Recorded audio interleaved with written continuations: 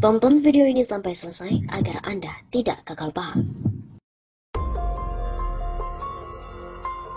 Waduh, ada foto Ganjar Pranowo lagi makan bareng Ferdy Sambo. Ternyata. Sebuah foto viral di media sosial memperlihatkan Gubernur Jawa Tengah, Ganjar Pranowo sedang makan bersama dengan Irjen Ferdy Sambo yang saat ini tengah terjerat kasus pembunuhan berencana terhadap Brigadir J. Foto keduanya itu pun langsung membuat publik heboh. Terlebih Ganjar merupakan salah satu orang yang digadang-gadang akan maju sebagai Capres 2024. Salah satu netizen yang mengunggah foto Ganjar dan Ferdy Sambo itu adalah pengguna akun Twitter @bostimeline. Dalam foto tersebut terlihat Ganjar yang memakai batik sedang menyantap makanannya, sedangkan Ferdy Sambo yang berada di sebelah kiri juga seperti tengah mengunyah. Duden Ganjar Pranowo makanannya kelihatan lahap banget. Tulis akun tersebut dikutip dari redaksi Populis dari cuitan akun @bostimeline yang diunggah pada Sabtu 27 Agustus. Cuitan tersebut langsung menarik perhatian netizen sehingga membuat mereka mengomentari. Dan Ganjar bersamboria, Hiks, kata akun @lordwe. Capres geng Sampo, Salkongsa. Turut kata akun @kuala belang. Duit di bunker masih aman, lanjut, ujar akun yang lainnya. Sampai saat ini belum diketahui kapan dan di mana foto tersebut diambil, namun ada seseorang netizen yang menyebut kalau momen itu terjadi saat Ganjar dan juga Sambo sedang berada di Brebes. Tak hanya Ganjar dan Ferdy Sambo, netizen juga mengungkap bahwa saat itu ada Bupati Brebes juga. Sebagai informasi, Ferdy Sambo sendiri memang pernah berkarir di Jawa Tengah, tepatnya di Brebes dan Purbalingga. Dengan pangkat AKBP, mantan Kadif Propam sempat menjadi Kapolres Purbalingga pada 2012 dan Kapolres Brebes pada 2013.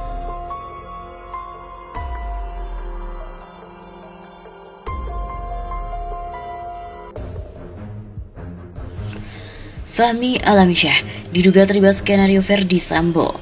Pengamat hukum Refli Harun mengatakan, apakah tidak mikir? Kok bisa ya? Penasihat ahli Kapolri Fahmi Alamsyah mengaku dihubungi oleh Ferdy Sambo 2 hari setelah kasus penembakan terhadap Brigadir J. Ferdy Sambo menghubungi Fahmi Alamsyah lantaran ada media yang sudah melontarkan pertanyaan kepada Kabid Propam Jambi terkait dengan peristiwa penembakan yang menewaskan Brigadir J. Meskipun demikian, Fahmi Alamsyah mengaku percaya dengan pernyataan dari Ferdy Sambo lantaran keduanya diketahui cukup dekat. Ahli hukum tata negara dan pengamat politik Refli Harun juga turut menanggapi hal tersebut. Kalau ada orang yang menceritakan walaupun itu teman dekat tentang sebuah peristiwa terbunuhnya seperti cerita inilah, apakah kita nggak mikir kok bisa ya? Kata Refli dikutip dari redaksi Pikiran Rakyat melalui kanal YouTube Refli Harun. Menurutnya, meskipun ada hubungan pertemanan, namun perlu memastikan bahwa informasi yang disampaikan adalah benar.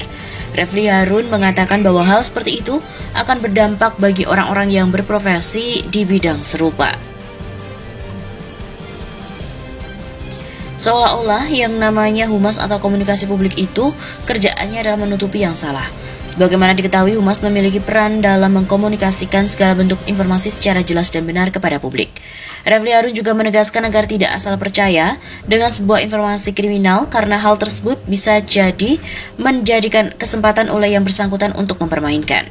Jadi kalau ada cerita tentang pembunuhan kita jangan percaya, sebaliknya kita tidak percaya sampai kemudian terungkap kasus itu benar. Kalau kita sudah percaya duluan, wah gawat, kita bisa dipermainkan orang sebagai seorang komunikator, kata Refli. Menurutnya dalam kondisi normal, Ferdy Sambo mungkin tidak akan berbohong sebagai seorang teman. Namun hal itu mungkin saja dilakukan saat dirinya sedang terdesak. Hal tersebut jelas membuat asumsi baru di tengah masyarakat yang menduga adanya keterlibatan antara Fahmi Alamsyah dengan skenario yang dirancang oleh Ferdy Sambo. Di tengah penyelidikan kasus Brigadir J, Fahmi Alamsyah justru memutuskan untuk mundur dari jabatannya sebagai penasehat ahli Kapolri. Keputusannya itu membuat Kapolri Jenderal Listio Sigit Prabowo membentuk tim khusus untuk mendalami dugaan terlibatnya Fahmi Alamsyah dalam kasus Brigadir J. Adanya drama sarung tangan Ferdy Sambo dalam skenario pembunuhan Joshua. Fakta baru juga terungkap dalam kasus pembunuhan Brigadir J. Irjen Ferdy Sambo ternyata telah menyiapkan sarung tangan sebelum peristiwa berdarah itu. Sarung tangan tersebut dipakai Ferdy Sambo untuk memegang tangan Joshua kemudian menembakkan senjata ke dinding. Dilansir melalui Detik News, berdasarkan informasi yang didapatkan, pada awalnya pemufakatan jahat untuk membunuh Joshua ini terjadi di rumah pribadi Ferdy Sambo yang ada di Jalan Sangguling 3, Duren 3, Jakarta Selatan pada Jumat 8 Juli. Ferdi Sambo yang awalnya berada di Mabes Polri datang lebih dulu bersama sejumlah ajudan. Kemudian datanglah rombongan dari Magelang yakni Putri Chandrawati, Barada Richard Eliezer, Brigadir Ricky Rizal, Brigadir Nofriansyah Huta Barat, Kuat Ma'ruf dan juga Susi. Ferdi langsung menemui istrinya untuk mengkonfirmasi mengenai peristiwa yang disebut sebagai kejadian pelecehan. Diduga Ferdi mendapatkan informasi awal dari Kuat pada malam sebelumnya. Ferdi Sambo kemudian memanggil Ricky untuk datang ke lantai 3 rumah Saguling dan menyampaikan jika Putri mengalami pelecehan oleh Joshua. Sambo meminta kesediaan Ricky untuk membunuh Joshua namun menolak. Kemudian Ferdi meminta Ricky memanggil Richard Eliezer dan langsung mengatakan bahwa Richard harus menembak Joshua begitu diperintahkan karena Joshua telah melecehkan Putri. Ricky diminta mengambil pistol HS yang biasa dibawa oleh Joshua. Pistol itu ada di salah satu mobil yang terparkir di garasi. Ferdi meminta magasin pistol HS itu diisi penuh. Setelah magasin terisi, pistol itu dibawa oleh Ferdi Sambo.